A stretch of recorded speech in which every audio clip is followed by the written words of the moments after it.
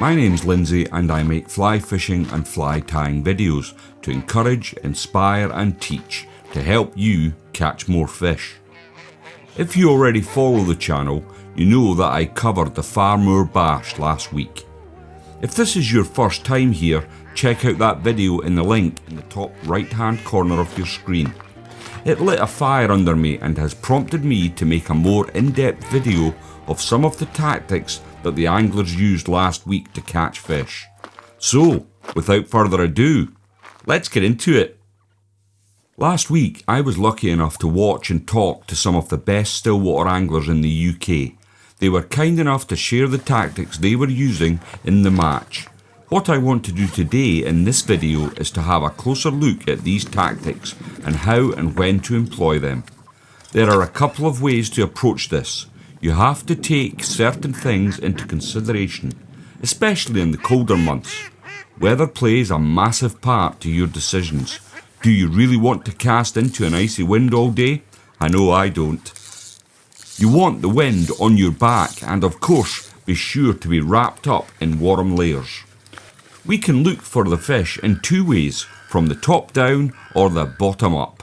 Many of the anglers last week went with 3 different options. Let's discuss those before I go on to how I am going to approach the lake. Many of the anglers last week started with 3 rods set up. So let's have a look at the methods they would have had set up on their 3 rods. They would have started with a primary rod and then they would have 2 backup rods. But I think once you start getting a few fish and you're getting confidence in the method, it's very difficult to move to different methods. You've got to wait a long period of time before the confidence level goes down and eventually you change to a different method. Rod number 1, a bung or an indicator rod is a great option at this time of year. The water is cold and the fish, certainly the more resident fish, will not be inclined to move particularly fast. A completely static presentation pitched at the right depth can be devastating. You can fish 1 to 3 flies covering a good band off the water column. It's a beautiful fish.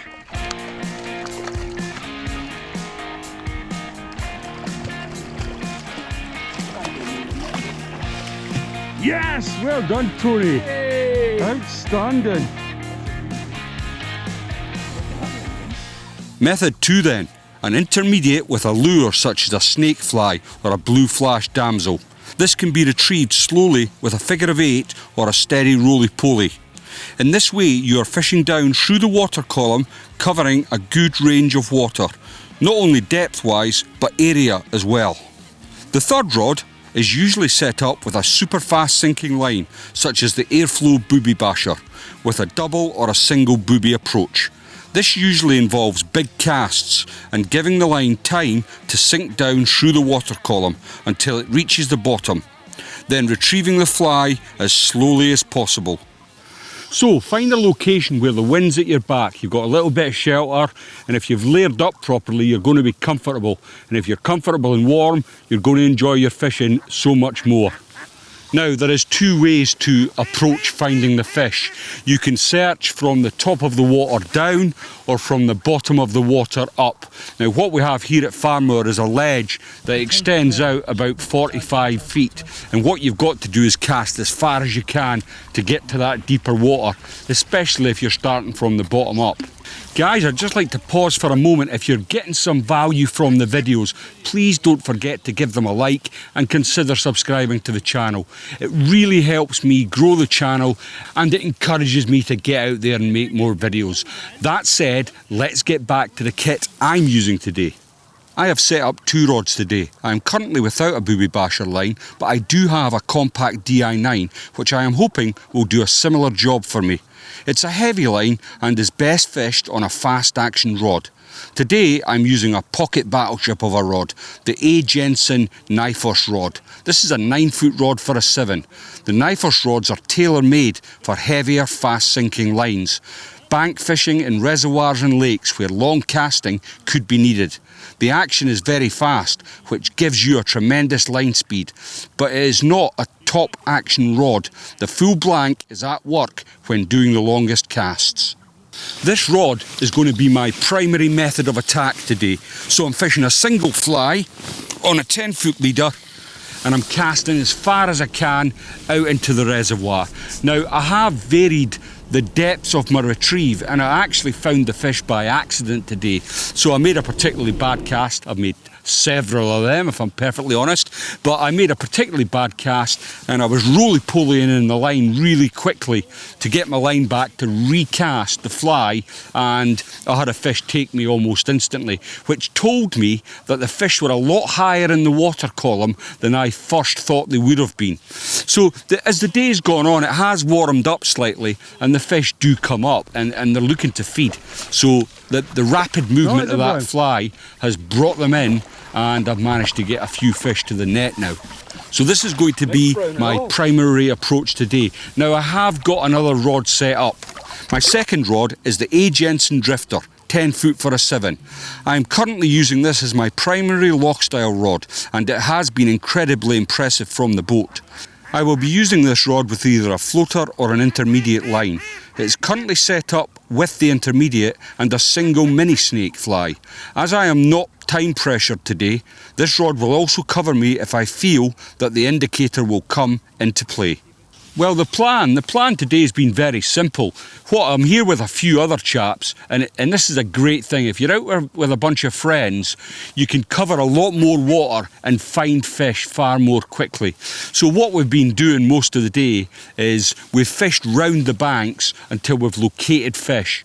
And once we've located fish, we're now all lined up along this bank, and hopefully we'll continue to catch these fish. It has been really cold this week, and the warmer water will be near the lake bed, and I expect the fish to be anywhere in the region of 15 to 25 feet down. So the fast sinking lines really do come into play.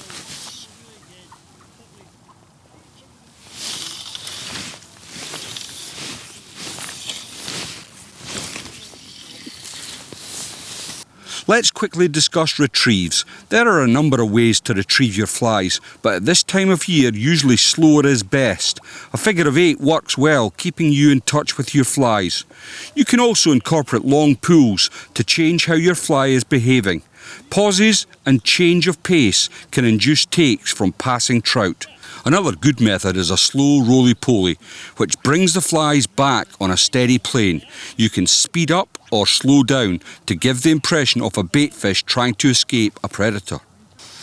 This can be a deadly method, and a top tip, if you are fishing in this manner with a slow roly-poly and you do get a take, don't make the mistake of striking, because what will happen is you're pulling the fish, pulling the hook out of the fish's mouth. The best thing to do when you're roly-polying a fly such as the snake is to just keep going. You'll find that the fish will come with you, and then when you get it within netting distance, you simply lift your rod, get your landing net under the fish, and net the fish. I'm going to start with a method that Kieran Jenkins started to get working towards the end of the competition last week. I will give it 10 to 15 minutes before moving 10 foot up the bank. Kieran's killing method, and this put a good few fish in the net in short order, was to fish a booby basher, casting as far as he could. 40 seconds down, fishing a single fly with 15 foot of 7-pound fluoro leader and an olive booby. The fly had 7mm yellow eyes to keep it popped up. He said that he would consider going as big as 9mm if it was weedy, just to keep the fly clear off the bottom. He did fish 2 flies for a long time for just 2 takes. After switching to the single fly though, it changed the day. The key was to throw a couple of yards of slack line once you've cast, so the line sinks on a level plane and keeps the distance. If you hold tight, it angles back towards you and you lose a few yards.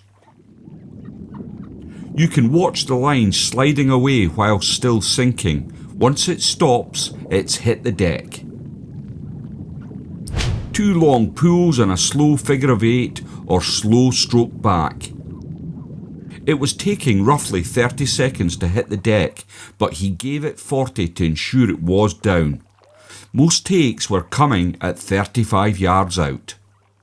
Now, it can be a bit of a hard task to pull yourself out of bed or get yourself out the door during the colder months in winter, but I can't tell you how important it is to get outside just to get a breath of fresh air for your mental health as well as your physical well-being. So if you're sitting in the house thinking, I can't be bothered, I'll just hit the fly tying vice, think again. Get yourself down to your local fishery and get some fresh air.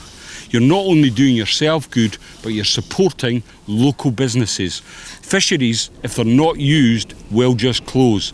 And we're in real danger of losing more and more stillwater fisheries year on year if people don't get out there and use them. Well, it's only 3 o'clock in the afternoon, but we're losing light fast now, and I've been fishing for about 6 hours. And it is the cold starting to seep in a little bit. Not too much, but it is seeping in a little. We've all done pretty well, and everyone along the banks caught fish today, which is fantastic. I think there's been a lot more fish lost than there has been netted, and certainly there's been a lot more takes than hookups, and that's just the nature of winter fishing sometimes. So the killing method, if you like, or certainly what's worked for me today, has been the booby basher, counting it down anywhere between 15 and 20 seconds and then roly-polying it back. Now, at first I started very slowly, but I found that the quicker I went, the more positive the takes were, and I ended up catching most of my fish using that method. There was only one that I caught probably static. The fly line had sunk to its depth and I was just tweaking it back when I got my fish. But most of the other guys have done similar. People have tried the bung. It's produced takes, but I don't believe it's landed any fish to the bank. Farmoor 1 is fishing its head off. They put a load of fish in for the competition last week, and they're still around. But in amongst that, there's been some very special fish. And just have a look at this one from Tony Baldwin. Thanks for watching the video, and I'll see you all in the next one.